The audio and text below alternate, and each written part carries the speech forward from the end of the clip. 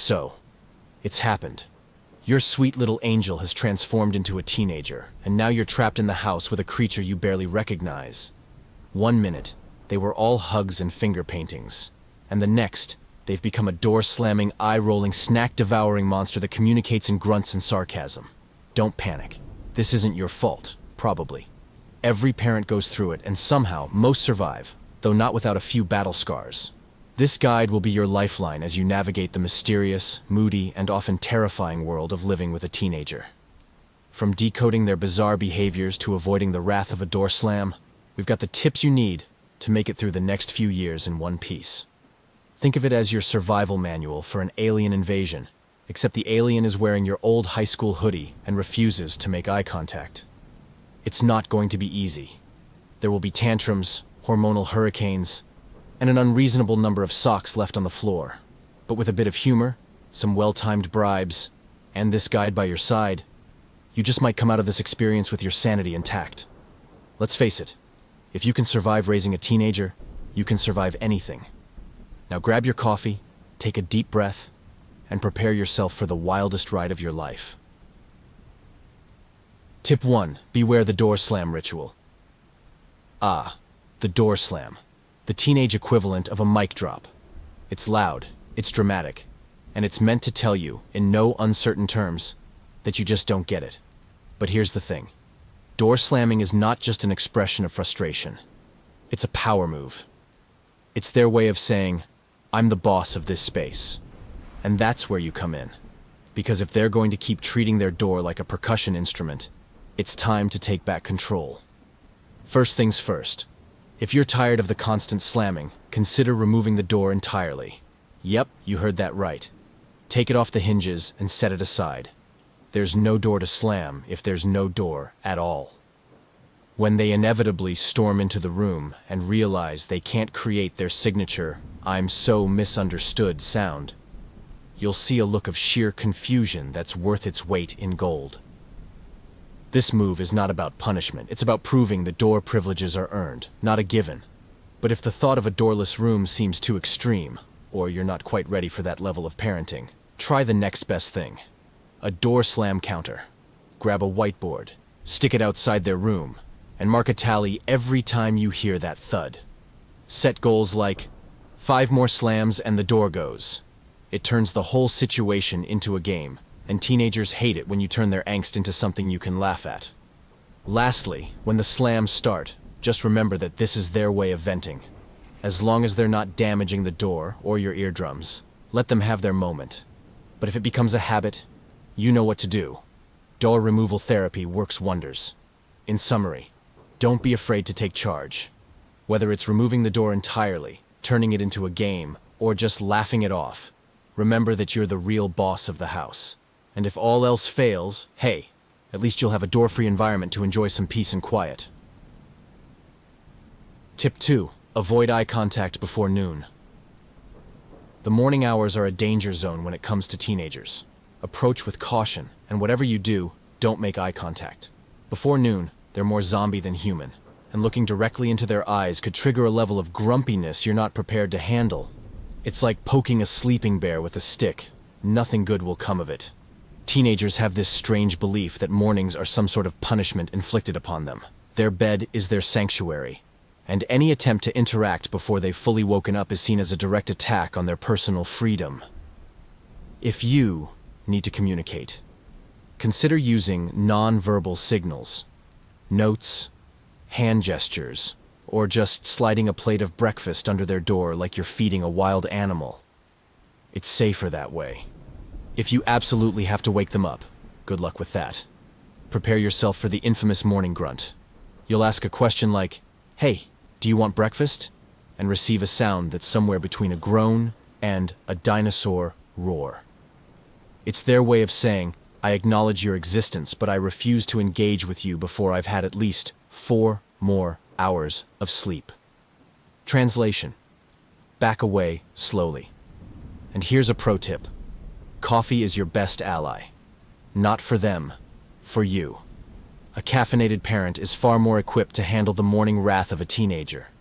Just keep your coffee close, keep your questions short, and remember, By noon, they'll be slightly less monstrous. Maybe. Tip 3. Never ask, "How was your day?" Asking your teenager, "How was your day?" is like asking a cat to explain quantum physics. You'll either get a blank stare, an exaggerated eye roll, or a single-word response like, "Fine, whatever," or the classic, "Ugh." It's an unwinnable game, and the only way to win is not to play. Instead, try asking questions that are so bizarre they can't help but answer. Did you encounter any aliens today? Or did you manage to overthrow the government yet? Might catch them off guard enough to crack a smile or gasp. Actually, respond with more than one word. It's all about breaking their defenses. If they don't bite, don't push it. Remember, teenagers have a mysterious internal rule that requires them to share only the bare minimum with their parents. So, when in doubt, let them come to you. Eventually, you might get a few sentences instead of just grunts. It's a small victory, but in the world of parenting a teenager, it's worth celebrating. And if they hit you with the classic "nothing happened" response, just nod and say, "Good, fewer distractions from your quest to rule the world." Confuse them before they can confuse you. That's the secret. Tip 4. The mystery of the vanishing food.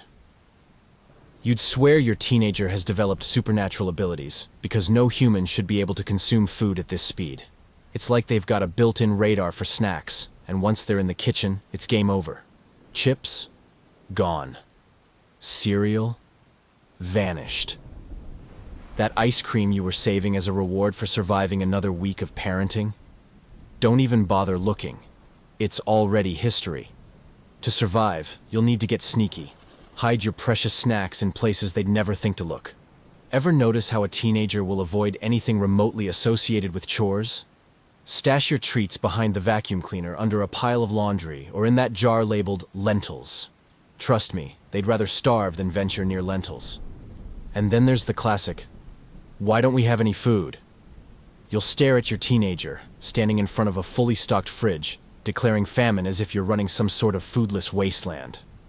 "We've got apples, yogurt, cheese," you'll say, only to be met with the dreaded, "That's not real food." At this point, you realize their definition of food is limited to pizza, chicken nuggets, and anything that can be microwaved in under 2 minutes. For extra fun, try introducing new vegetables as exotic snacks. Rename broccoli as miniature trees of strength, or cauliflower as cloud puffs of power. They might roll their eyes, but deep down, you know you've made an impression. At the very least, it'll be worth the look on their face when they realize they've actually eaten something healthy. So accept that you're living with a ravenous creature that could give a pack of wolves a run for their money. Hide your stash, get creative with food labels, and be ready to witness the epic disappearance of groceries on a weekly basis. Tip 5. Understand the moody grunts language. Remember when your teenager used to speak in full sentences? Those days are gone. Now, they've mastered the ancient language of grunts, sighs, and eye rolls. It's not that they can't talk, it's just that communicating with you is apparently more exhausting than a marathon. Welcome to the world of moody grunt. A grunt can mean anything from "I'm hungry" to "I don't want to talk about it" to "Why do you exist in my presence?" Context is key. A grunt accompanied by an eye roll, that's the ultimate "leave me alone." A grunt with a shrug, that's as close to a yes as you're going to get. And if you ever hear a grunt followed by a door slam, congratulations, you've hit the teenage trifecta. To survive, you must learn to translate. Don't ask direct questions. They'll only elicit more grunts. Instead, try open-ended statements like, "I bought pizza," or "Your favorite show is on." These phrases often prompt a response that's closer to human speech, though it'll probably still involve a grunt. Celebrate these small victories. If you're feeling bold, try responding in grunts yourself. It'll catch them off guard, and they might just crack a smile. And if they start rolling their eyes at your attempts to speak their language, that's the teenage equivalent of applause. In summary, learning to decode the grunt language is essential for survival. Listen carefully, adapt your approach, and remember, grunts are their way of saying, I still care, but just a little. Tip 6. Stay away from the lair, aka their room. There comes a point in every parent's life when you realize your teenager's room has become their fortress. Dark, mysterious, and slightly terrifying. Entering this lair uninvited is like stepping into a realm where socks go to die, and the air is a unique blend of body spray, mystery odors, and broken dreams. Approach at your own risk. First, know this. Once they enter their lair, they consider it their sacred space, a kingdom where they reign supreme. Any attempt to clean, organize, or simply peek in will be met with an exasperated, "Why are you always invading my privacy?" Now, if you must venture into their lair, maybe to retrieve dishes that have mysteriously vanished, or laundry that has evolved into a new species, wear protective gear. A face mask, rubber gloves, and maybe even a hazmat suit wouldn't be overkill. Move quickly. Avoid making eye contact with the mess. And whatever you do, don't touch anything without their permission. Doing so will trigger a defense mechanism involving heavy sighs and proclamations of, "This is my personal space." Finally, understand that trying to fix the lair is futile. It's best to leave a laundry basket at the entrance and pray they'll eventually fill it. Accept that their room is a habitat all its own, and you're merely an outsider passing through. Just remember, respect the lair, approach with caution, and remember, it's not messy, it's creative chaos. Tip 7. Resist the urge to clean up after them. If you've ever felt the overwhelming need to tackle the disaster zone that is your teenager's room, take a deep breath and step away. This is not your battle to fight. Their mess is not just clutter, it's a living, breathing ecosystem. Somewhere between the empty chip bags, the half-empty water bottles, and the random articles of clothing, your teenager has found a sense of order that only they can understand. Attempting to clean it would be like disrupting the delicate balance of nature itself. You may be tempted to throw out that pile of crumpled wrappers or sort through the mountain of clothes on the floor. But this is where things get dangerous. The moment you touch their stuff, you're in for a lecture about how that's where it belongs, or I was going to wear that again. To them, that pile of clothes is an extension of their personality, and moving it is practically a declaration of war. Instead, try issuing a challenge. Let's see if you can find the floor in your room this week. You'd be surprised how competitive they can get, especially if you promise something in return, like the Wi-Fi password or extra allowance. Or, if you're feeling brave, suggest that every item they leave lying around goes into a mystery bin that they have to pay to get back. Suddenly, that hoodie they've been ignoring for weeks is their most prized possession. And if you must intervene, stick to the essentials. Remove any plates that are growing mold, collect any cups that have become science experiments, and confiscate any food items that could lead to an ant infestation. But as for the rest of the chaos, let it be. Except that, for now, their room is more of an art installation than a functional living space. Cleaning up after your teenager is a losing battle. Save your sanity. Let them wallow in their organized chaos. And remember, one day they'll have their own place, and they'll finally understand what it's like to be haunted by the mess. Tip 8. Bribery, the key to compliance. At this stage, you've probably realized that asking your teenager to do anything, clean their room, take out the trash, or even say hello, is a Herculean task. But there's one language they understand fluently: bribery. Yes, you heard that right. Sometimes getting a teenager to comply requires dangling the right carrot in front of them, whether that carrot is made of Wi-Fi, fast food, or cold, hard cash. Let's face it, traditional parenting tactics like reasoning, pleading, or threatening to cut off the Netflix subscription rarely work. But tell them they'll get an extra $10 in their allowance if they finally take the garbage out, and suddenly, they're the most enthusiastic garbage disposal technician you've ever seen. It's like magic. The trick is knowing what motivates them: money, screen time, or an uninterrupted weekend with their friends. However, you've got to be strategic. Offer too much, and they'll start expecting payment for every tiny thing, like putting away their socks. Offer too little, and you'll get the classic, "Why should I bother?" eye roll. The goal is to find that sweet spot where they're willing to lift a finger, but they don't think they're running a side hustle out of your household chores. For maximum efficiency, try combining bribery with a little reverse psychology. I bet you can't finish mowing the lawn in under 15 minutes. Works wonders when combined with the promise of pizza delivery. And if all else fails, remember this golden rule. Teenagers will do almost anything for extra data or a new phone charger. Use it to your advantage. Bribery isn't cheating, kinda. It's parenting with perks. Know your teenager's price, negotiate like a pro, and remember, a little cash or Wi-Fi goes a long way in getting them to cooperate. Tip 9. Surviving the phone addiction. If you ever wondered what it would be like to live with someone who's physically fused to a device, welcome to the world of teenagers and their phones. It's not just a gadget, it's their lifeline, their best friend, and apparently their primary oxygen source. You'd have an easier time separating a barnacle from a rock than getting your teenager to put down their phone. Here's the reality. Asking them to look up from the screen is like asking them to solve world hunger. Expect groans, dramatic sighs, and a look of horror, as if you've suggested they live without Wi-Fi forever. To survive this, you need to become a master of subtlety. Try slipping important information into their lives during those rare moments when they're not glued to TikTok. You've got about a 10-second window while they're waiting for something to load, so make it count. If you want their attention, try speaking in emojis or memes. Pizza emoji tonight is infinitely more engaging than "What do you want for dinner?" And if they're ignoring you, text them. Yes, text them from across the room.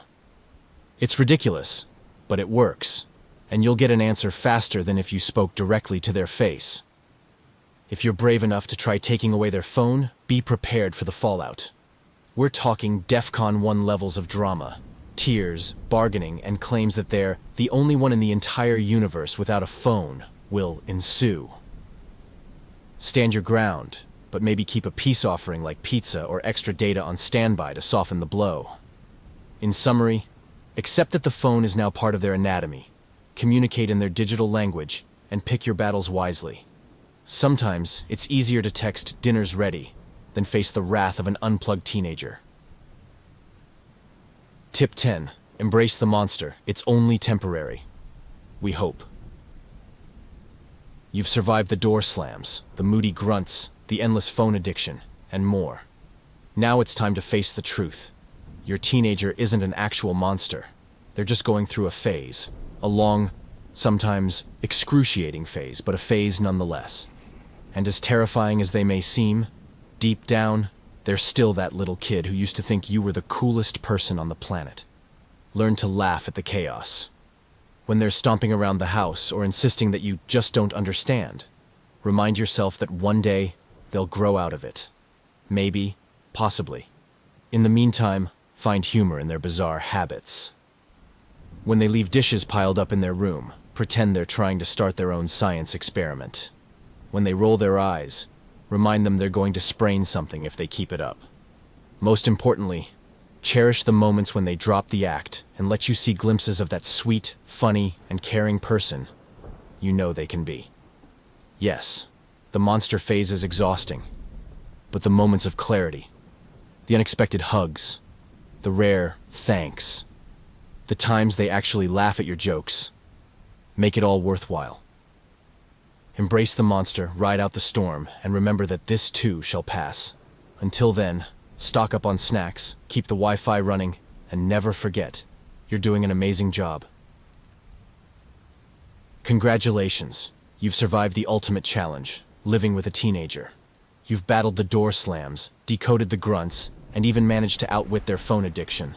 But before you pat yourself on the back, remember, this journey isn't quite over. Your teenager may seem like an unpredictable monster now, but one day, they'll emerge from their cocoon of chaos as, hopefully, functional adults. Until then, keep your sense of humor, savor the small victories, and remember that you're not alone in this battle. Every parent of a teenager is waging the same war, and you've earned the right to laugh, cry, and share your survival tips with the world. One day, they might even thank you for sticking it out. But let's not hold our breath. Keep going, brave warrior. The monster may live in your house, but you've proven you can handle anything it throws your way.